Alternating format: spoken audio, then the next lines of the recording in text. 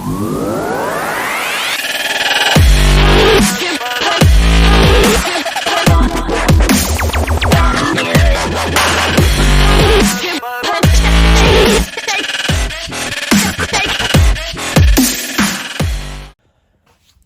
let me give you a bit of an update. Obviously, you've seen us pick the clutch up.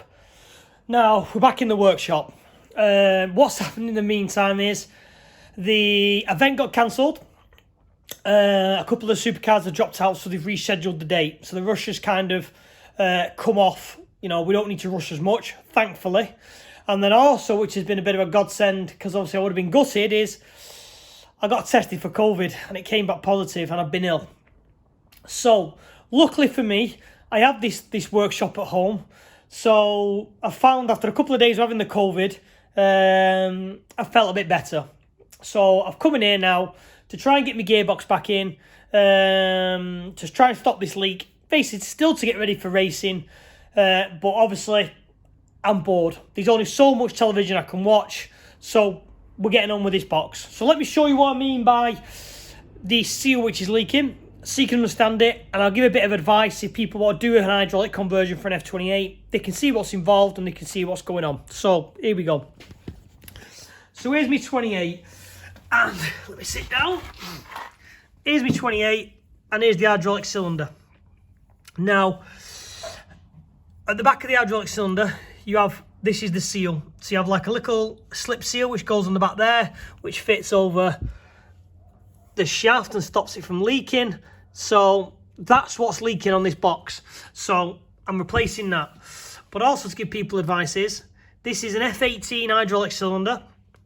What you do is you have to grind a little bit of one of the lugs off, and then basically it bolts onto your 3 stars. You put your pipe in, and that's how you convert your F28 to hydraulic. So we're going to replace this seal now, get it all built back up, get it all cleaned, and then fingers crossed, get it in the car and then see how I feel. Because like I say, I'm not 100%, but boredom got the better of me and I need to crack on with doing something. So let's see where they end up. So as you saw, we're putting the clutch back in. If anything can go wrong, it will go wrong. But on a time scale, we go racing. It is now Friday. We go racing a week tomorrow, so a week Saturday. So obviously, as you saw, we're putting the clutch back together, and I decided obviously to refresh the clutch. It's been in there a while, as you've seen. So I ordered a new friction material. I've had, obviously, as you saw, we had that refurbished, but I also ordered the actual pressure material. So it's come. So let me flip it round and I'll explain and show you what has gone wrong. So this is the right one for the pressure plate. It all fits. It's identical to the one we've got. Everything's good. The issue we've got is the original one is, there we go, 15.8-ish, and the new one is 13. It's the wrong one.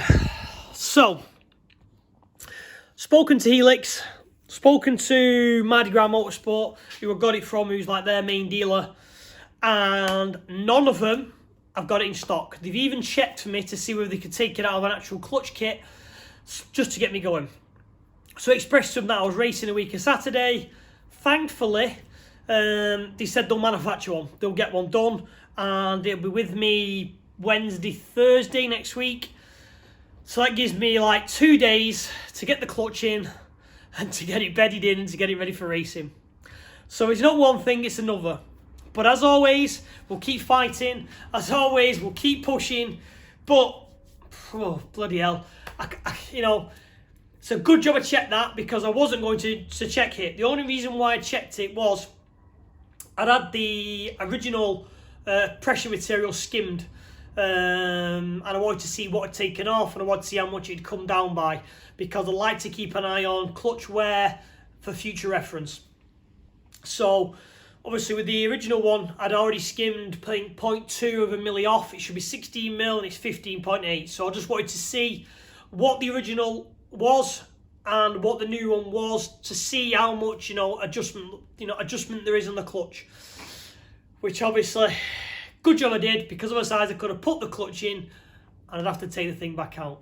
So in one sense it's a good thing, one sense it's a bad. So now, back to the sofa, back to feeling sorry for myself, back to dealing with this COVID, and waiting for my new clutch to turn up. Let's see what happens on Thursday. So this is signing off. Fingers crossed you guys will only see it in 20 seconds. I'll have to wait a few days. So let's see what happens. So let's put this in perspective. As always, we're rushing. This is probably the worst one. It is now 5 o'clock Friday afternoon. My clutch has just turned up. Don't see it's going on the address. The clutch has just turned up. Please put the car back together. It's 5 o'clock, and we're meant to be on the road in the next 2 or 3 hours to go racing at Racewars. So I better put this phone down. I better start getting this clutch in. Fingers crossed we'll make it.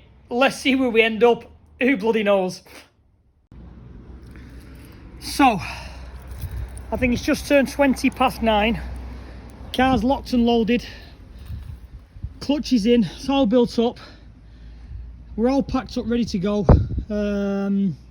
Just had a quick shower, ready to kind of get on the road. So, we've not had a chance to run it up to temperature. We've not had a chance to do any other checks on the car. We've literally put the clutch in, drove it out the unit, straight onto the trailer, and done nothing. So fingers crossed it'll work as it has been doing and we'll have no issues. So that's going to end this one. I'm absolutely knackered. It's been a complete fight. I've had nothing to eat all day. So fingers crossed tomorrow will go all right, and we'll see what Racewars brings. Thanks for watching, guys.